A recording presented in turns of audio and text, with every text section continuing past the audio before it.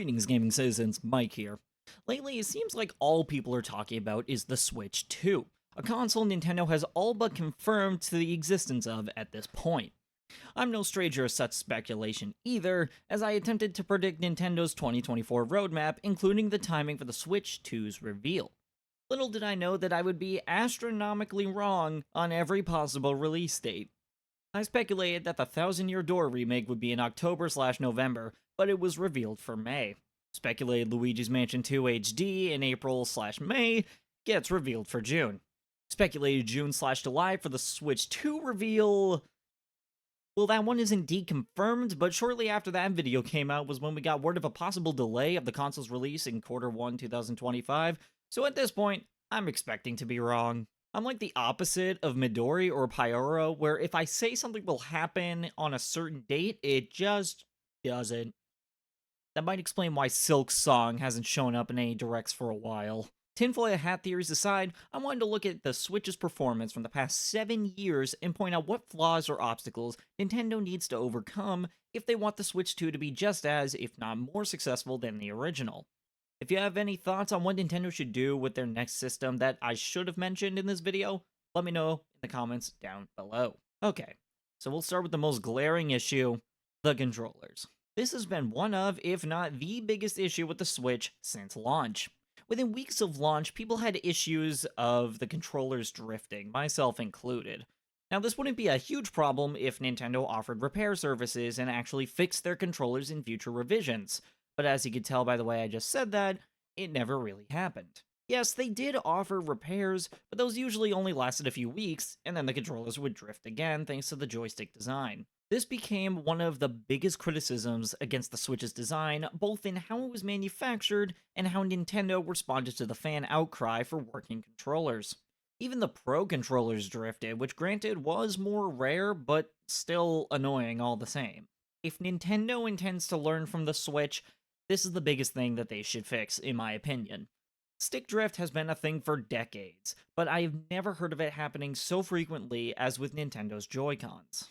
Looking at the recent information about the Switch 2's controllers as of the writing of this video, it seems like they will attach magnetically to the system instead of a rail system. If Nintendo is putting that much effort into making it easier to attach the controllers to the system, they better be investing into better joysticks too.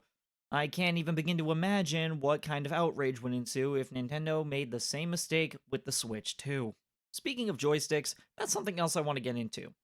What would make the Switch 2 stand out? For a while, there have been rumors and leaks of the controllers attaching to the console via magnets, coinciding with the supposed YouTube leak that showed the name Switch Attach.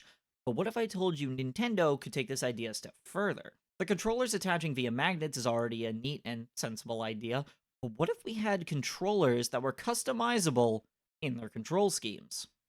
I originally got this idea from Beatemup's video on the Switch 2, where Wood talked about integrating a touchpad into the controller to allow for better support for point-and-click games on Switch, similar to what the Steam Deck has. My idea involves creating square divots in the controller's shell where magnets would go. Then the user could hot swap components depending on the playstyle they wish to use.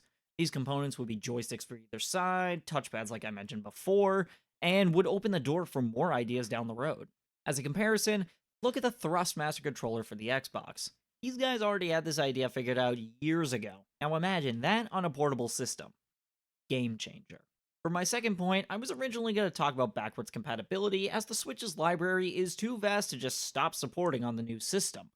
Then while I was writing the script for this video, an accessory manufacturer leaked that backwards compatibility was confirmed for the Switch 2. So instead, I'm going to pivot to supporting games that already exist on Switch. It's no secret that the PS5 and Xbox Series X have some stellar hardware packed into them with the capability to play games in 4K. However, what became a trend on at least PlayStation's part was offering next-gen upgrades for little to no money, and I think that's something Nintendo should explore. I could talk about the Switch's subpar specs until the sun goes down, but let's be honest, I can't say anything that hasn't been said before. It goes without saying that the Switch's hardware is underwhelming, even when it first came out. However, Nintendo has the opportunity to use this to its advantage if rumors are to be believed. As I said, an accessory manufacturer leaked some details about the Switch 2, and one of the features was the dock being capable of outputting 4K while docked, and it'll have a 1080p screen.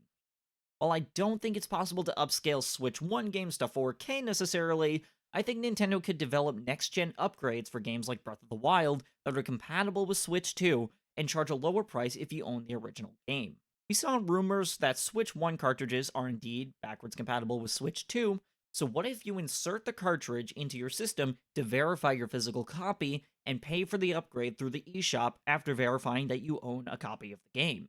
Then, if you only own the digital version of a Switch 1 game, you could just sign into your eShop account and buy or download the upgrade from the eShop. Now, keep in mind, this idea is coming from someone who has never developed a console in their life, as I know nothing about game and system development, so I have no clue how possible this could realistically be. But if Nintendo deploys a solution like this, it can make the system launch go really well since players will not only have the entire Switch 1 library available from day one, but can expect some of the most popular titles that they enjoyed to get a boost in quality down the road. I don't know about you, but that idea sounds pretty sweet.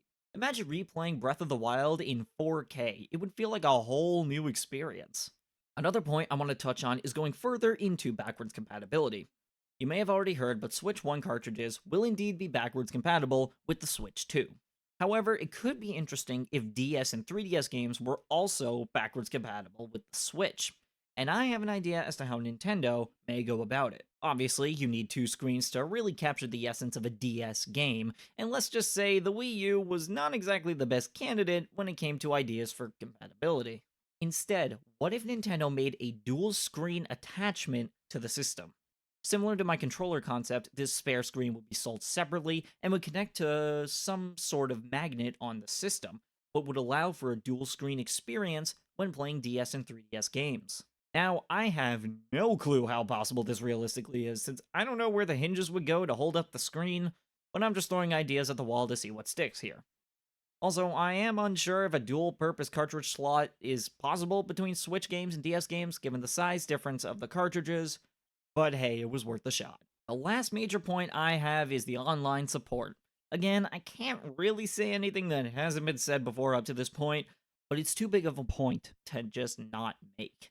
It's no secret that Nintendo Switch Online has been handled somewhat poorly with its distribution of older titles, despite little to no obstacle regarding copyright or digital rights management. Nintendo is quite literally sitting on a pile of games that they could easily port to Nintendo Switch Online, but just choose not to. Just to name a few off the top of my head, Nintendo could and should add the original Fire Emblem in the West permanently, The Legend of Zelda Four Swords, Metroid Zero Mission, Kingdom Hearts Chain of Memories, any of the f***ing Pokemon games, Banjo-Tooie, DK64, Ogre Battle 64, the original Shin Megami Tensei for North America since I know it got a localization in 2014 for iOS, f***ing Chrono Trigger. I could spout off games until the sun goes down, but you get the point by now. And don't even get me started on GameCube games, we'd be here all day for that. All I can really do at this point is reiterate that the drip-feeding model of distributing games was just not a good look for Nintendo, and I hope that'll change with the Switch too. The last thing I want to touch on is the dock, as there are a couple of improvements that could be made to that aspect of the Switch as well. I think Nintendo should take some cues from the OLED's dock and add an Ethernet port. It's just an essential thing to put in a console these days, as it's far more secure than Wi-Fi, and we all know how reliable Wi-Fi can be for Nintendo products. The only other thing I can think of for the dock is to just make it not smudge the screen when you put the console in, as that was a problem people ran into basically on day one. That's about everything I had in mind for what I would like to see from Nintendo's next console that wasn't already confirmed via leaks or reiterated by hundreds of Nintendo YouTubers before me. But let me know down below if I missed a feature you think Nintendo should add to the new system, or if you also have a really interesting idea that you think they should try. And if it just so happens that these features I talked about are in the Switch 2, you can tell your friends that I called it from a mile away. That's going to be it for me. Stay vibing and thriving, everyone, and I will see you in the next one.